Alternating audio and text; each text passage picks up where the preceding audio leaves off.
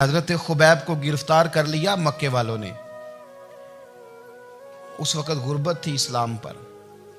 मक्के में सारे लोग इकट्ठे हो गए और चौक में फांसी देने लगे हजरत खुबैब को। कहना आसान है, करना बड़ा मुश्किल है। बंदा जेल में उलझ जाए तो मैंने बड़े बड़े सियाने लोग माफिया मांगते देखे, बड़े बड़े लोग कहते देखे हैं कि ये काम बड़ा। कैदे तन्हाई बजाते खुद एक मुसीबत है।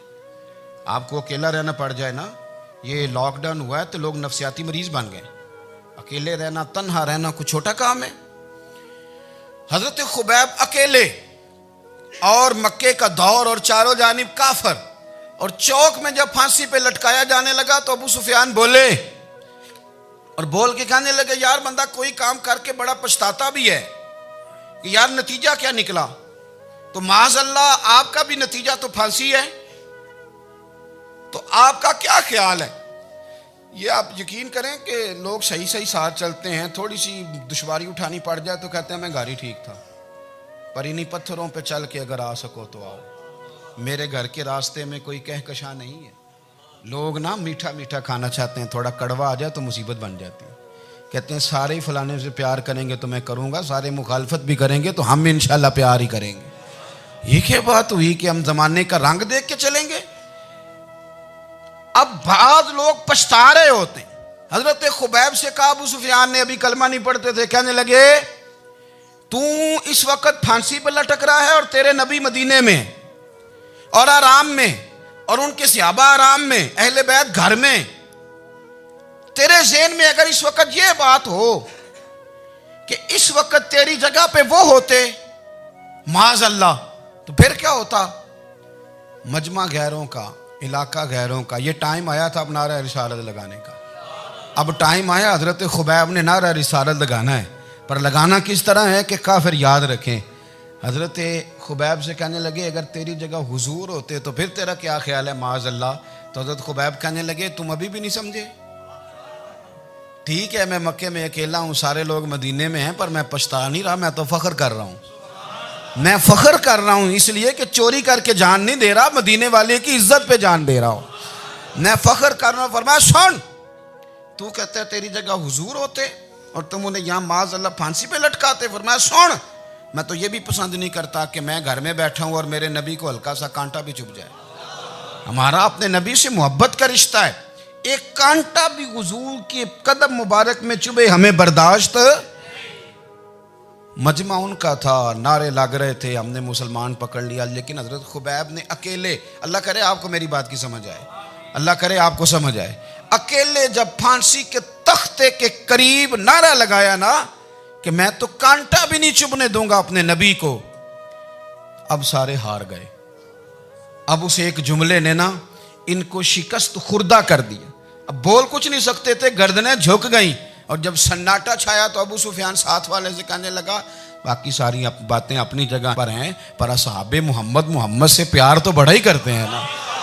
और वो कच्चा रंग ललारी वाला जेड़ा चढ़दा ते लैंदा रहिंदा, ए इश्क तेरे दा रंग मुहम्मद चढ़ जाए फेर नहीं लैंदा। कहा यार प्यार तो ये करते हैं ना, इसमें कुछ शक वाली बात। इस प्यार से काफिर डरता है। नबी पाक के साथ जज्बाती वाबस्तगी, हुजूर के साथ गुलामों का जज्बाती रिश्ता, और नबी पाक सल्लल्लाहु ताला अलैहि वसल्लम की आमद पर तशक्कुर के जज्बात। इमाम राजी ने लिखा है कि हज़रत मूसा कलीमुल्लाह अलैहिस्सलाम ने तौरात की तख्तियों के अंदर एक उम्मत का जिक्र पढ़ा कि जो उम्मत गुनाह का इरादा करेगी तो गुनाह लिखा नहीं जाएगा जब तक कर न ले, और नेकी का इरादा करेगी तो रब उनकी नेकी लिख देगा, और जब वो कर लेगी तो अल्लाह 10 गुना अजर अता करेगा। और वो ऐसी उम्मत होगी कि जिनके चेहरे क़यामत के दिन नूर की तरह चमकेंगे, और वो उम्मत होगी जिनकी अल्लाह ताला ज़मीन सारी पाक फरमा देगा, जहाँ नमाज पढ़ेंगे नमाज हो जाएगी। ये तज़किरे पढ़ के तो हज़रत मूसा कलीम अर्ज़ करने लगे अल्लाह ये उम्मत मेरी बना दे। तो रब करीम ने फरमाया कि मूसा नहीं, ये तो मेरे महबूब की उम्मत है। फरमाया ये तो मेरे नबी पाक की उम्मत, हुजूर की उम्मत। अल्लाह अकबर। हज़रत मूसा मामूली आदमी नहीं, वो जलीलुल कद्र पैगंबर हैं जिनका कुरान के हर सिपारे में तज़किरा है, कहीं वाज़े तौर पे, कहीं इशारतन, हर पारे में। और हज़रत मूसा अल्लाह के वो नबी हैं जो रब से डायरेक्ट बातें करें। कोहे तूर कहा ए मूसा ये उम्मत तो मेरे नबी की है। तो हज़रत मूसा अलैहिस्सलाम अर्ज़ करते हैं, इमाम राजी ने लिखा है, कहते हैं अल्लाह फिर मुझे अपनी नबी की उम्मत में शामिल कर। ओ यार, हमें लोग कहते हैं मिलाद ना मनाओ। जिस उम्मत में आने के लिए हज़रत मूसा ने दुआ मांगी, जिस महबूब की गुलामी के लिए, हमें तो दुआ भी कोई नहीं मांगनी पड़ी। अल्लाह ने फजल से ही मदीने वाले का गुलाम बना दिया। तो हम हुजूर के तज़किरे ना करें, हम तशक्कुर ना करें, हम नबी पाक सल्लल्लाहु अलैहि वसल्लम की नात ना पढ़ें, हम हुजूर के आने पर जश्न का इजहार ना करें। हर वो जायज़ तरीका जिससे इजहार खुशी हो सके वो मिलाद पे करना चाहिए, और उसके लिए असबाब बनाने चाहिए। उम्मत का एक जज्बाती अंदाज होना चाहिए नबी पाक के साथ, एक वारफ्तगी, एक ज़ौक़, एक तबीयत के अंदर विजदान। नारा मतलब इस तरह ना हो कि बस चल रहा है काम। मैं नहीं हूँ कायल, मैं कहता हूँ पहले तो कोई लगाए ना, और फिर नारा जब लगता था ना तो मुसलमानों के यहाँ नारा लगता था तो बड़े बड़े लोग कांप जाते थे। सूफिया ने लिखा है कि हज़रत उमर ने जब कलमा पढ़ा ना तो 39 बंदे कलमा पढ़ते थे। तो नबी पाक ने रात को दुआ मांगी, ऐ अल्लाह उमर को मुसलमान करके इस्लाम को इज़्ज़त दे। हज़रत उमर सवेरे आ गए, मुझमें वो तफसील में नहीं जाता, बात लंबी। हज़रत उमर जब आए ना और उन्होंने आते जब कहा ना कि मैं कलमा पढ़ने आया हूँ, तो हुजूर इतने राज़ी हुए कि नबी पाक ने कहा अल्लाहु अकबर। तो सहाबा ने नारे लगाए अल्लाहु अकबर, अल्लाहु अकबर। यानी 40 लोग मुसलमान हुए तो नारे लगे, नारे लगे। हमारे सूफिया कहते हैं हज़रत उमर के आने पर जब नारे लगे तो बताओ कि वो तो नारा तकबीर लगा, नारा रिसालत क्यों नहीं लगा? तो कहते हैं गोया हमें हुजूर ने ये समझाया है, हुजूर के इशारों ने समझाया है कि मैं अब अपने नारे खुद तो नहीं ना लगाऊंगा, मैंने तो अल्लाहु अकबर कह दिया, उमर आ गया है, मेरे नारे लगाता रहेगा। अब नारे लगेंगे। हज़रत उमर ने पहले दिन ही कहा कि हुजूर आप सच्चे रसूल हैं तो छुप छुप के नमाज क्यों पढ़ें? शुरू हो गए नारे, हुजूर आप सच्चे हैं तो छुप छुप के नमाज का क्या माना हो? तो हुजूर ने फरमाया तेरा क्या इरादा है? हुजूर सारे नहीं, एक मैं, एक अमीर हमजा, एक लाइन के आगे वो लग जाए, एक के आगे मैं लग जाऊं, और बाकी मुसलमान जितने हैं कुल 40 थे, पीछे 18 19 बचेंगे, तो एक लाइन में वो हो जाए, एक में आगे, एक में अमीर हमजा हो, एक में मैं हूं, तो देख लेते हैं ये हमें नमाज कैसे नहीं पढ़ने देते।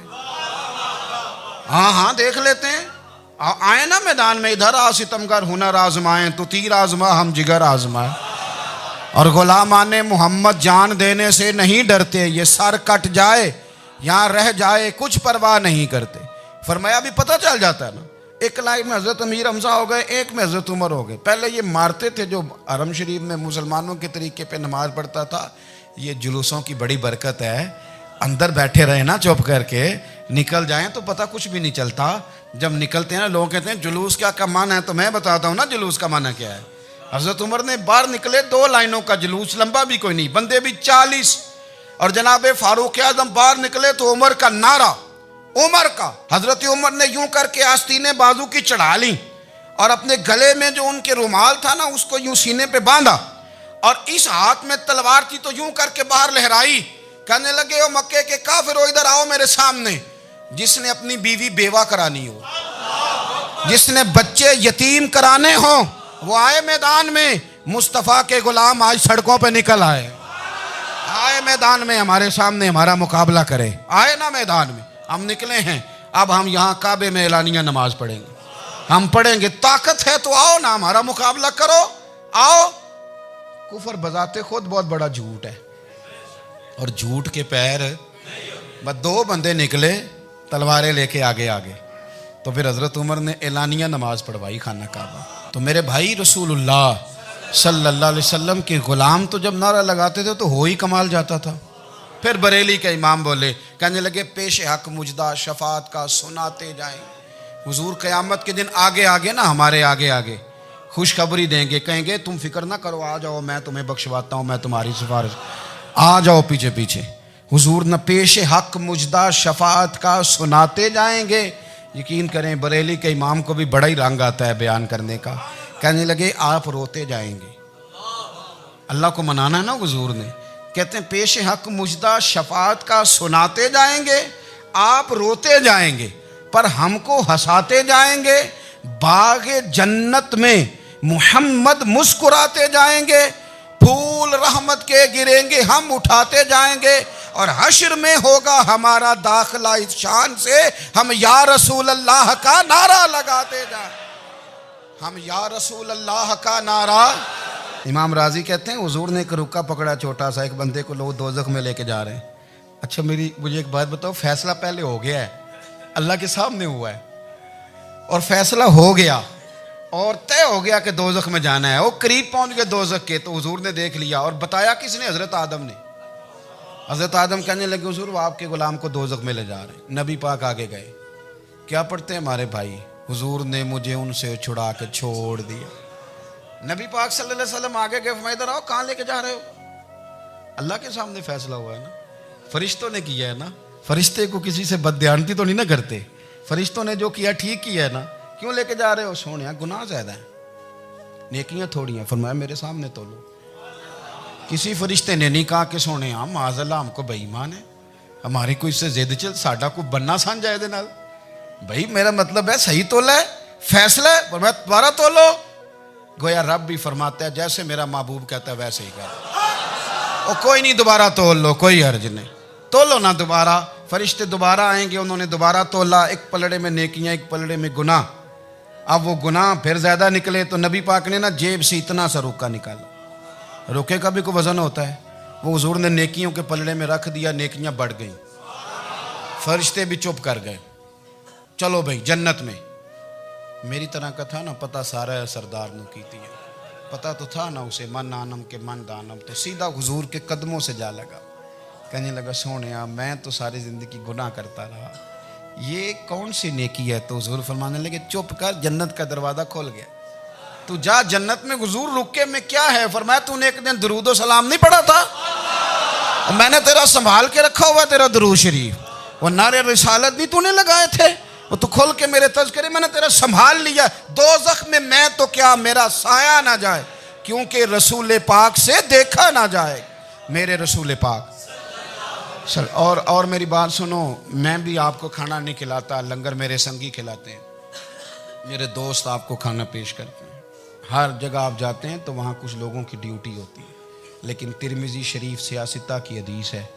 हज़रत अनस ने पूछा था हुजूर क़यामत में कहाँ मिलेंगे? फरमाया हौज़े कौसर पे। हुजूर वहाँ अनस पानी पिलाएंगे कि बिलाल पिलाएंगे कि सुहेब पिलाएंगे? फरमाया नहीं, उम्मत प्यासी आएगी तो मैं अपने दस्ते मुबारक से पानी पिलाऊं। हुजूर वहाँ ना मिले तो फरमाया पुल सिरात पे आना, उम्मत गुजरेगी तो मैं रब्बे सल्लीम की दुआएं करूँगा। तो आला हज़रत फरमाते हैं जब हुजूर दुआ कर रहे हैं तो डरने की ज़रूरत क्या है? खुदा की रज़ा चाहते हैं दो आलम, खुदा चाहता है रज़ाए मोहम्मद, रज़ा अब पुल से वज्द करते गुजरी कि है रब्बे सल्लीम दुआए मोहम्मद सल्लल्लाहु। तो हुजूर वहाँ मुलाकात ना हुई तो फिर इस हदीस को भी ये हदीस मजबूत कर देगी। हुजूर फरमाने लगे फिर मिज़ान अमल पे आ जाना, उम्मत के अमल तोल रहे होंगे और मैं कामयाबी की दुआएं मांग रहा हूँगा। तो जिसके लिए हुजूर दुआ मांगेंगे नाकाम होगा, नाकाम होगा। अपने बच्चों को हुजूर की मोहब्बत सिखाएं, नबी पाक सल्लल्लाहु अलैहि वसल्लम की ग़ुलामी करें। आपका रिश्ता नबी पाक के साथ मजबूत होना चाहिए, आपके ताल्लुकात हुजूर के साथ मजबूत होने चाहिए। और आपने दाएं बाएं नहीं देखना कि प्रोपेगेंडा क्या है, लोग क्या कह रहे हैं। लोगों को देख के जो लोग रास्ता बनाते हैं वो पीछे रह जाते हैं। आपने ये देखना है कि मेरा हुजूर से निस्बत का ताल्लुक मजबूत है, कोई किधर जा रहा है इससे हमें कोई ताल्लुक।